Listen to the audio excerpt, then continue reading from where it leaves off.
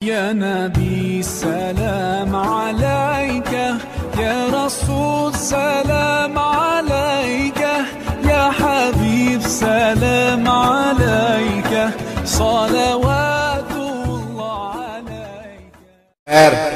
ایک تابعی بزرگ تھے، اتنے بڑے بزرگ تھے کہ ساری رات نماز پڑھتے تھے، سارا سال روزہ رکھتے تھے. ایک دن انہوں نے ممبر پہ بیٹھ کے کہا کہ حجاج ظلم سے باز آ جائے ورنہ اللہ کی لاٹھی بڑی بے آواز ہے. حجاج بن یوسف کو پتا چلا کہ حضرت سعید بن جبیر نے میرے خلاف بات کی، بلا لیا. کہنے لگا تو نے میرے خلاف بات کی ہے؟ فرمانے لگے کی ہے. کہنے لگا تجھے پتا ہے میں قتل کر دوں گا؟ آپ فرمانے لگے نہ تو زندگی کا مالک ہے نہ موت کا مالک ہے، تو کیسے قتل کر؟ کہنے لگا تجھے پتا ہے میرا؟ فرمایا میں نے تجھے نہیں، میں نے تو کئی شداد، کئی حماد، کئی قارون، کئی فرعون، کئی نمرود دیکھے، کئیوں کی داستانیں سنی، تو کون ہے؟ تو تو چھوٹا سا ہے. ایک جملہ ہے ملا جلال الدین رومی کا، بڑے درویش تھے، ایک بات کہہ گئے. کہنے لگے نمرود جتنے پیسے نہیں، فرعون جتنی حکومت نہیں، قارون جتنی دولت نہیں، ورنہ فرمانے لگے میرے زمانے میں بھی کئی لوگوں کا خدا بننے کو دل کرتا ہے، کئی لوگوں کا دل کرتا ہے، لیکن نمرود جتنے پیسے، فرعون جتنی طاقت اور قارون جتنی دولت نہیں، ورنہ ہو سکتا ہے لوگ دعویٰ کر جائیں معاذ اللہ ثم معاذ اللہ. یہ آج سے کئی سو سال پہلے وہ کہہ رہے ہیں، آج تو حالات بڑے ابتر ہیں، اس کی نسبت خطرناک. فرمانے لگے حضرت سعید بن جبیر تو زندگی موت کا مالک نہیں. کہنے لگا پکڑو، قتل کرو اسے، لے جاؤ. جب پکڑ کر کھینچ کر لے جا رہے تھے نا تو حضرت سعید بن جبیر مسکرانے لگے. اب ظالم کے سامنے مسکرائے تو اس کو بڑا غصہ آیا، یہ میرا مذاق اڑاتا ہے. بلا لیا، ادھر آؤ، کیوں مسکرا رہے ہو، کیا ہوا؟ تو حضرت سعید بن جبیر کہنے لگے میں مسکرا رہا ہوں تیری بیوقوفی پر اور اپنے اللہ کی دی ہوئی ڈھیل پر. میں مسکرا رہا ہوں کہ یا اللہ کیا بات ہے، کیا تیرا شان ہے، کیسے لوگوں کو ڈھیل دی ہوئی ہے. میں مسکرا رہا ہوں تیری بیوقوفی پر کہ تو سمجھتا ہے شاید مجھے پوچھنے والا کوئی نہیں. کہنے لگا اس کو باہر نہ لے جاؤ، میرے سامنے قتل کرو.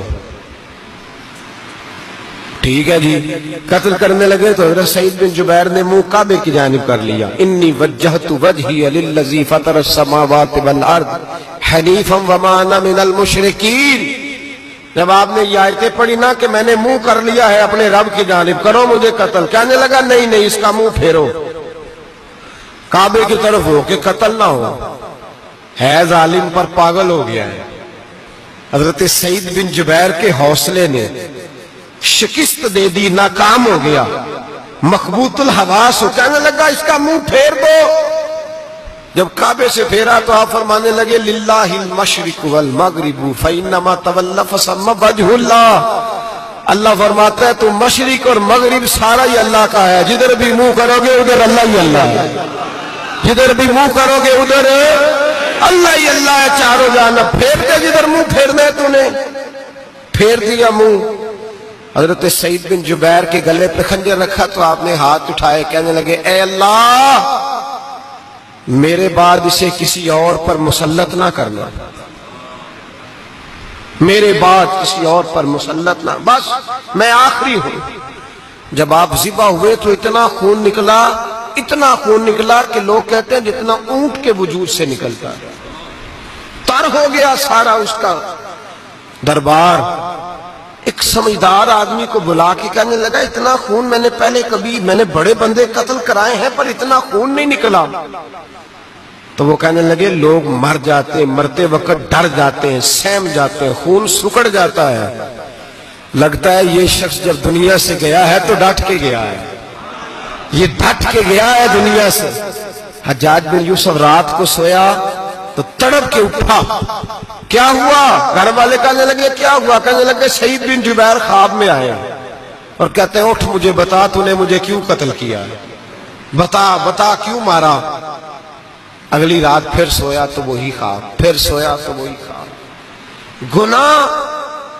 گناہ نفسیاتی مریض بنا دیتا ہے، ظلم تجھے مخبوط الحواس کر دیتا ہے۔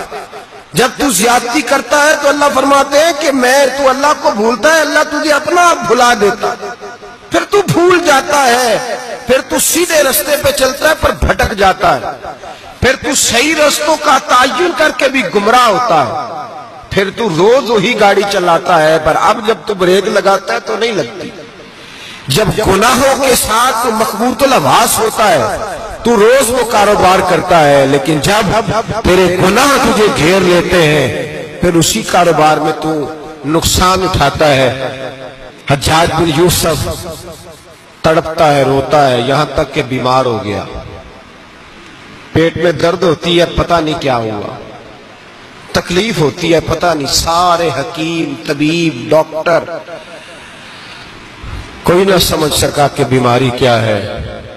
جو بیماریاں خدائی ہوتی ہیں ان کا لوگوں کو پتا، جو آزمائشیں رب کی جانب سے ہوتی ہیں وہ ڈاکٹروں کے ہتھے نہیں چڑھتی، جو تکلیفیں اللہ دیتا ہے ان کا حکیم طبیب علاج نہیں کر پاتے، مشکل، اور شفا اسی وقت ہوتی ہے جب اللہ دینا چاہے، اور جب رب بھی دینا نہ چاہے تو بڑے بڑے ڈاکٹر کہتے ہیں کہ ہمارے بس کی بات نہیں رہی۔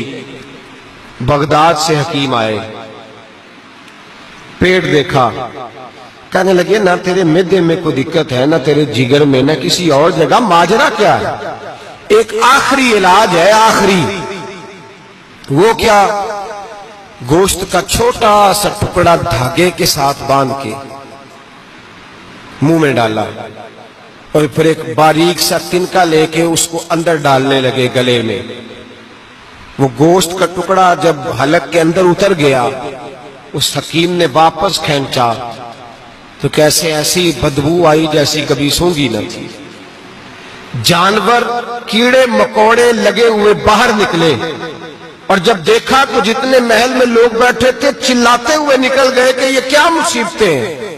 حکیم بھی اٹھ کے دوڑنے لگا، کہا تجھے کیا ہوا؟ کہنے لگے حجاج تیری بیماری زمینی نہیں، تیری مصیبت زمینی نہیں۔ کہا میری مرض تک تم کیوں نہیں پہنچ پا رہے؟ تو کہنے لگے لگتا ہے تو بد دعا کا مریض ہے، لگتا ہے تو ظلم کا مریض ہے، تو جبر کا مریض ہے۔ تڑپتا رہا، سسکتا رہا۔ ایک وقت وہ بھی آیا کہ گھر والوں نے کمرے میں بند کر کے تالا لگا دیا، دیوار سے ٹکرے مارتا۔ او بھائی، جو گناہوں کے بیمار ہوتے ہیں انہیں شفا نہیں ہوتی، جو ظلم، جبر، بربریت کے بیمار ہوتے ہیں انہیں سکون قلبی میسر نہیں آتا۔ دوائیاں ان بیماریوں کی بنی ہوئی ہیں جو بیماریاں زمینی ہیں، جو بیماریاں خوراک کی بد پرہیزی سے ہوتی ہیں، جو گناہوں کی بد پرہیزی سے ہوتی ہیں، ان کی بیماریاں، ان کی شفا توبہ ہے، ان کی شفا رجوع اللہ ہے، ان کی توبہ اللہ سے معافی مانگنے سے شفا ہوتی ہے۔ حجاج جب مرنے لگا تو بلایا، یہ رنگ بھی ذرا ملاحظہ کیجئے گا، دو چار قریبیوں کو بلایا، پتہ ہوتا ہے نا اپنے کرتوتوں کا آدمی کو، پتہ سارا ہے سردار لوگ کیتی ہیں، جب پتہ ہوتا ہے سارا، بلا کے کہنے لگا جب میں مر جاؤں تو مجھے رات کو دفن کرنا۔ کیوں بھائی، عورت ہے؟ کہنے لگا نہیں، رات کو دفنانا۔ ٹھیک ہے، رات کو دفنا دیں گے۔ پھر کہنے لگا جب صبح ہو جائے تو صبح ہونے سے پہلے پہلے میری قبر زمین کے برابر کر دینا، نشان مٹا دینا۔ کہا وجہ؟ تو کلمہ پڑھتا ہے، حضور کا حکم ہے کہ قبر کم از کم ایک بالش، ایک گیٹ اونچی ہونی چاہیے زمین سے، کم از کم، تو تیری قبر مٹا دیں، وجہ؟ پتہ ہوتا ہے اپنے ظلموں کا۔ کہنے لگا مجھے پتا ہے لوگ میرے مرنے کے بعد میری قبر بھی نہیں چھوڑیں۔